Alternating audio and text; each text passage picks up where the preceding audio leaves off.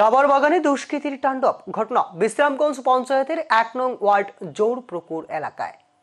অসহায় রাবার চাষির রাবার বাগান দা দিয়ে এলোপাথারি কুপিয়ে ধ্বংস করে দেওয়ার অভিযোগ প্রতিবেশী দুই যুবকের বিরুদ্ধে। ঘটনাটি বিশ্রামগঞ্জ থানার অন্তর্গত বিশ্রামগঞ্জ গ্রাম পঞ্চায়েতের ১ নং ওয়ার্ড জোড়াপুকুর এলাকায়।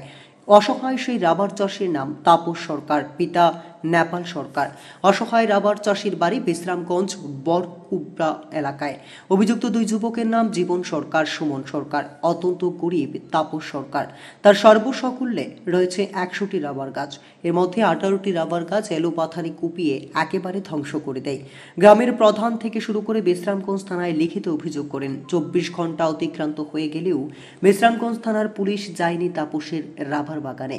অসহায় সেই রাবার চাষি ঘটনার বিচার চেয়েছেন।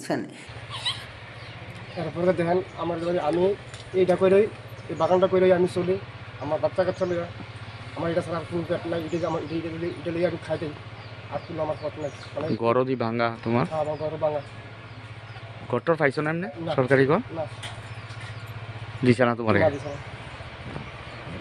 এই ঘটনায় ছি ছি রব উঠেছে অভিযুক্ত দুই যুবকের বিরুদ্ধে। গ্রামের মানুষ ঘটনাটি মেনে নিতে পারেনি, কারণ অসহায় রাবার চাষি তাপস সরকার একেবারে গরিব এবং ভালো মানুষ হিসাবে গ্রামে পরিচিত।